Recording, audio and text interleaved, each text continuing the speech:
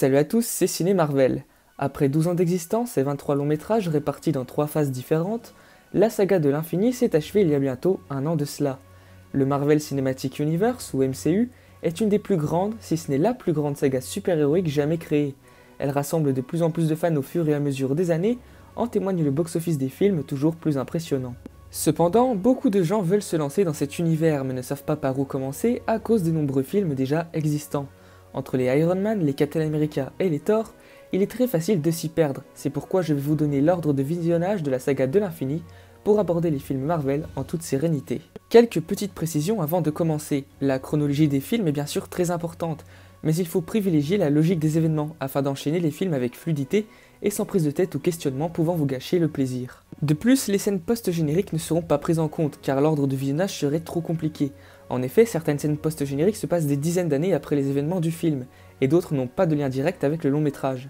Bref, il est temps de rentrer dans le vif du sujet avec le premier film à visionner. Il s'agit tout simplement de Captain America First Avenger dont les événements prennent place pendant la Seconde Guerre mondiale et qui nous présente les origines de Steve Rogers. C'est le film qui se déroule chronologiquement bien avant tous les autres. On continue avec Captain Marvel centré sur la super-héroïne éponyme. C'est le deuxième film qui se déroule au XXe siècle et plus précisément en 1995. On entre maintenant dans les longs métrages dont l'histoire prend place à notre époque, et le premier d'entre eux n'est autre que le tout premier sorti au ciné, à savoir Iron Man, qui nous dévoile comment le milliardaire Tony Stark est devenu le super-héros en armure. On enchaîne immédiatement avec Iron Man 2 dont l'intrigue prend place quelques mois après les événements du premier film consacré aux membres phares des Avengers. L'aspect cosmique du MCU fait ses débuts dans Thor qui se déroule en même temps qu'Iron Man 2, comme nous pouvons le constater grâce à l'agent Coulson présent dans ces deux longs métrages. Après Captain America, Iron Man et Thor, il est temps de visionner le film centré sur le quatrième membre important des Vengeurs, à savoir l'incroyable Hulk. Celui-ci est assez difficile à placer car se situant dans une période assez large, mais cette place est celle qui lui convient le mieux. Toutes ces origines story conduisent directement à Avengers, le film rassemblant tous nos héros préférés pour un combat épique face à Loki, le dieu de la malice et le demi-frère de Thor. Un rassemblement inoubliable qui n'est que le début d'une grande aventure. On entame désormais la phase 2 du Marvel Cinematic Universe avec le troisième opus consacré à Iron Man, c'est-à-dire Iron Man 3, qui se déroule quelques mois après le film précédent et qui met en avant le traumatisme de Tony Stark suite à la bataille de New York contre les Chitauri. Thor, le monde des ténèbres, prend place peu de temps après Iron Man 3 et introduit une nouvelle pierre d'infinité, l'éther, que Malekith veut à tout prix récupérer pour plonger l'univers dans les ténèbres.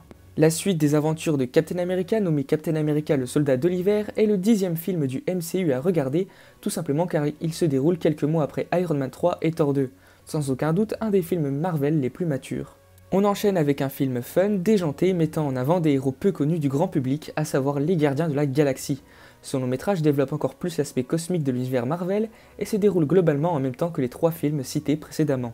On reste dans l'univers des Gardiens avec les Gardiens de la Galaxie Volume 2, dont les événements relatés prennent place 2 mois après ceux du premier film cité juste avant. Tout cela mène à la suite du premier Avengers intitulé Avengers l'ère d'Ultron, qui nous présente de nouveaux personnages et qui nous montre que les tensions apparaissent au sein des Vengeurs. On continue notre marathon MCU avec Ant-Man, une origin story rafraîchissante sur le plus petit des héros Marvel. Les événements montrés à l'écran se passent plusieurs mois après Avengers 2, comme nous pouvons le constater avec le Faucon, devenu membre des Avengers. Captain America Civil War est le film qu'il faut regarder ensuite, les 2 précédents ayant introduit les tensions naissantes au sein de l'équipe et le personnage d'Ant-Man. De plus, Civil War nous présente les conséquences des batailles de New York, de Washington et de Sokovie. Vous pouvez enchaîner avec Black Panther qui se déroule seulement 2 semaines après Captain America 3. On y voit T'Challa devenant le roi du Wakanda suite à la mort de son père. Les événements de Spider-Man Homecoming se situent 2 mois après ceux de Civil War et nous font part des aventures de Peter suite à sa rencontre avec les Avengers. C'est pour cela qu'il faut le regarder à ce moment-là. Après l'univers cosmique, c'est au tour de l'univers mystique de faire son apparition dans le MCU grâce au film Doctor Strange, dont l'histoire se déroule en 2016-2017, soit après Captain America Civil War, mais juste avant le film qui suit. Et il s'agit ni plus ni moins de Thor Ragnarok prenant place 2 à 3 ans après Avengers l'ère d'Ultron, puisque Thor recherche les pierres d'infinité manquantes. On y aperçoit d'ailleurs Doctor Strange, d'où l'utilité de regarder son film solo juste avant celui-ci. Le lien n'est pas direct avec Ant-Man et la Guêpe qui nous présente la suite des aventures de Scott Lang, mais je préfère le placer ici afin d'enchaîner les 2 films Avengers, les points culminants de la phase 3.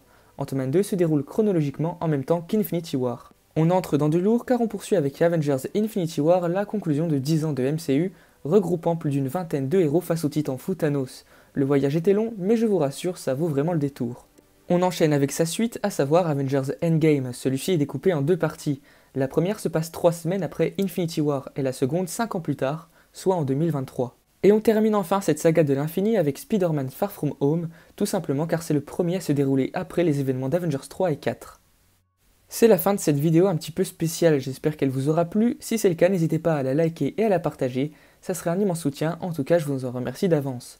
Je ne pense pas avoir appris grand chose aux fans de l'univers Marvel, mais j'espère vous avoir aidé si vous voulez vous lancer dans le MCU. Dites-le moi dans les commentaires pour me le faire savoir. N'hésitez pas non plus à vous abonner à la chaîne sans oublier d'activer la cloche des notifications pour être tenu au courant des prochaines sorties. La prochaine vidéo sera normalement une vidéo théorie sur le Faucon et le Soldat de l'Hiver, la première série Marvel qui sortira sur Disney+. Sur ce, je vous dis à la prochaine, salut!